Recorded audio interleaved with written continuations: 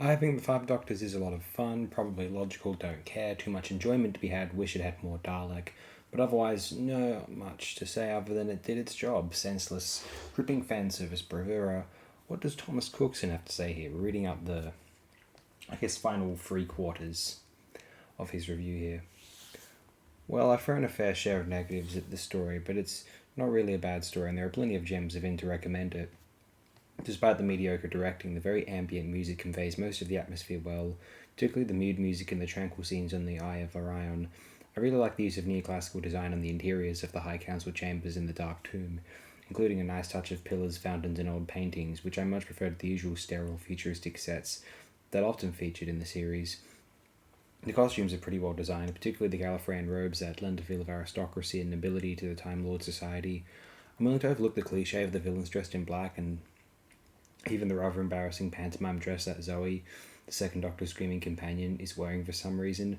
Mind you, I'm always nostalgic for her days in the 1960s when she wore those licking tight pants and catsuits. Don't worry, Captain Jack, you've got a nice bottom too.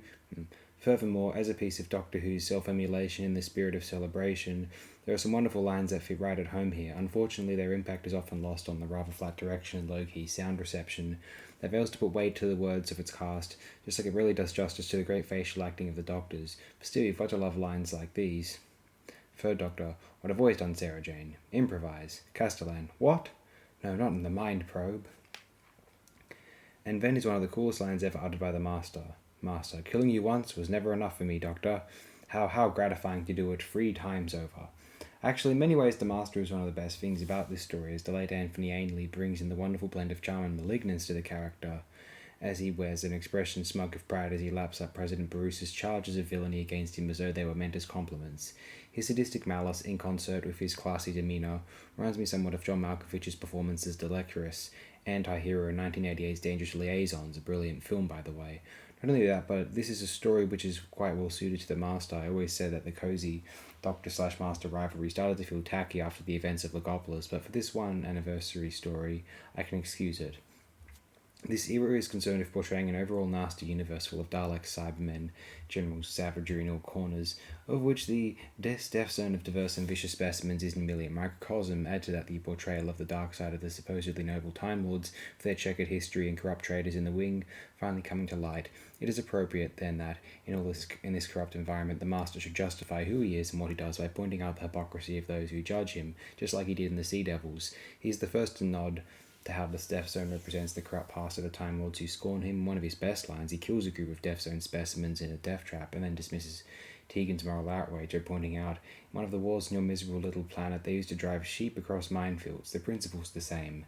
This cynical portrayal of a dark universe was not initially the common approach for the series in the 60s and 70s, which had often preferred the optimistic stories which, in pulp fashion, saw good triumphing over evil and traditional values being upheld. It was largely only in episodes featuring the Daleks or Silurians that the series really commented on the sorry state of human nature and warfare, and the whys and wherefores of any kind of final solutions.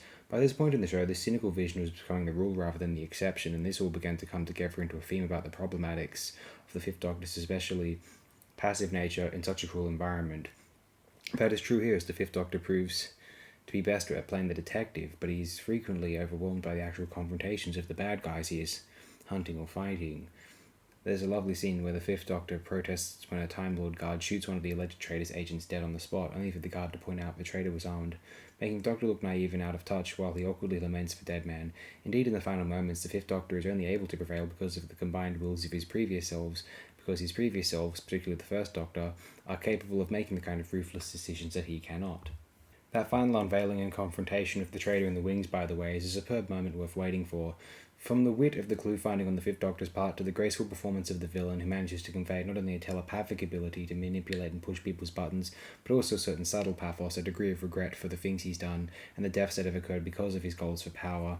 However, he still remains rigid and relentless in his pursuits and adversity towards the Doctors, as though everything about their life is worthless if they don't succeed, and that makes for a compelling battle of wills indeed. The ultimate showdown is a wonderful mixture of an alerting turn of the screw, some eerie and macabre events, the strongest of which involve malevolent attacks on the mind, which is aided well by some brilliant acting, and a message at the end of the manipulation, which somehow fits well with its portrayal of the Dark Ages of Gallifrey, and a conclusion which draws heavily on the most ancient and ruthless form of justice. Peter the villain's reasons for bringing Cybermen and Daleks into the mixture are never explained and ultimately seem wildly at odds of his actual goal, but if there be Daleks and Cybermen are plenty, who can really complain as to why?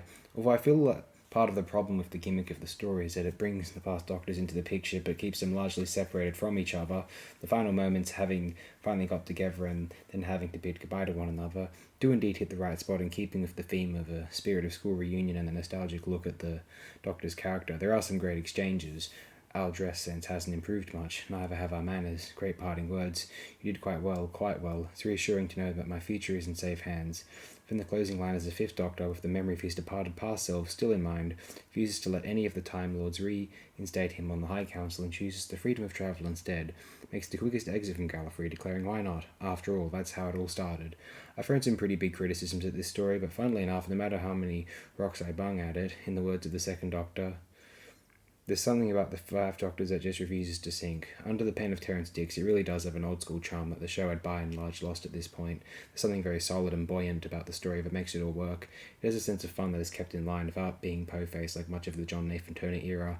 There is, however, one moment where a potentially interesting speech on the nature of fear from the First Doctor turns unwisely to farce. Carries a strong sense of its own confidence. It mixes enough wit, inventive writing, and nostalgia to make it worth the prize. As visitations to the planet Gallifrey go, this is the best post-Deadly Assassin excursion to the Doctor's home.